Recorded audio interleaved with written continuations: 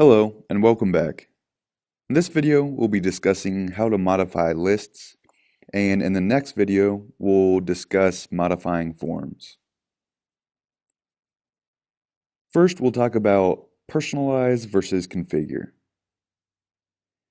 These two words correlate to the two different ways in which we can modify lists and forms within ServiceNow. The difference between them is that personalize is a user-specific change and configure is a system-wide change. You can see in the top image that we have a list of incidents. The columns in the image are number, caller, short description, priority, and state. In this example, we'll have two users with two different roles. We have a businessman Bob who has no roles and an admin Adam who of course has an admin role. So businessman Bob is on the incident list and would like to add category as the second column on the list between number and caller.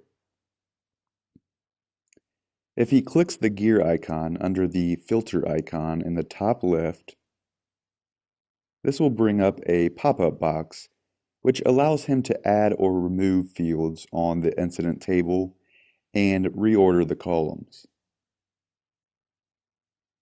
This is the personalize option. In the second scenario, we have admin Adam. He has requirements to remove the priority column and change the order of the columns. These changes should be system-wide, so when other users access the list view, they will see these changes. This is the configure option. First, let's talk about personalizing lists. When you click the gear icon, a pop-up box is displayed, and here on the left, we have a list of all fields on the incident table, while the list on the right shows all fields that are currently being displayed in the user's list view under the selected list. If we double-click on a field in the available list, it will be moved to the bottom of the selected list. We can also change the ordering of these. Keep in mind these are user-specific, so if businessman Bob makes a change using the personalize option, and then Susan logs in and goes to the incident list view, she will see the system defaults instead of the modifications that businessman Bob made. Now we'll briefly discuss the configure list options. Configuring a list requires additional roles, so not every user has the ability to do this. So for example, an administrator can click the column context menu icon or right-click any column in the list view and go down to configure and finally select list layout. This will take the user to a page which is similar to the personalized pop-up box. We have an available list and a selected list. The admin can add or remove fields as well as reorder the fields. Now you'll notice in the available list there are fields in green with a plus next to them. These are reference fields which reference another table in the system.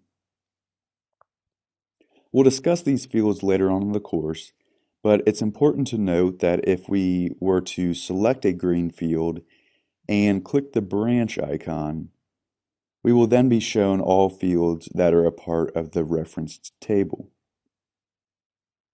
So once any changes have been made, we can click Save, and now these changes will impact every user within the instance. However, if businessman Bob still happens to personalize his list, he can do so. Now let's take a look at these modifications within ServiceNow. Alright, so here we are in ServiceNow signed in as the System Administrator. We'll start by impersonating businessman Bob, who does not have an admin role. To do this, we'll click the Impersonate button, select Businessman Bob, and click OK.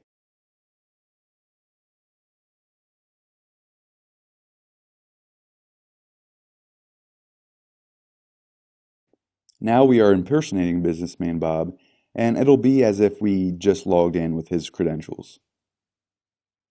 We'll click All Incidents, and we can see that we have a number, caller, category, and short description columns in the list view. We would like to make a modification to the list. We'll click the gear icon and we'll add priority to the list.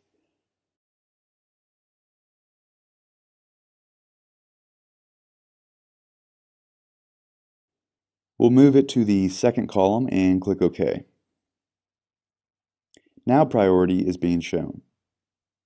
It's important to note that there is now a little blue circle being shown next to the gear icon. This tells us that we have modified the default list view. Since we do not have the admin role, if we right-click a column, the context menu we get is limited in options and we do not see the configure option. So now let's switch back to the System Administrator by clicking the Impersonate button and selecting the user. And we'll go back to All Incidents.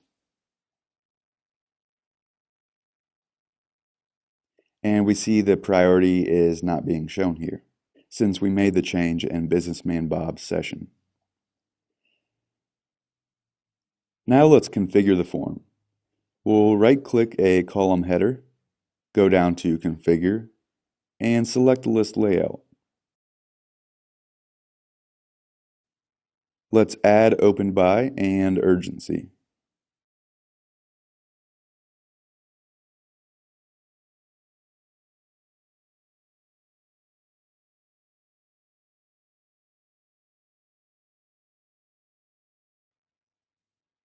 Now remember we discussed the green fields, which are reference fields. Say we would like to access some of the fields that are a part of the caller or user table. For the purposes of this video, let's just say we would like to add the first name of the caller. We'll select the caller and click the branch icon. Now we'll be taken to all of the related fields that are a part of the caller or user table. Let's go down to first name, double click it, and it will now be added to the selected list. We now see something a little different about the field. The value actually says caller.firstname. This is something called dot walking, and this notation tells us that this field is in the caller table and is the first name field. Again, we'll cover reference fields later on, but I just want to bring this to your attention. We'll remove caller since we have the first name already, and we'll click Save.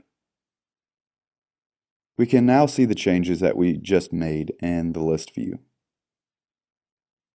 Finally, let's impersonate Businessman Bob one more time and go back to the incident list view.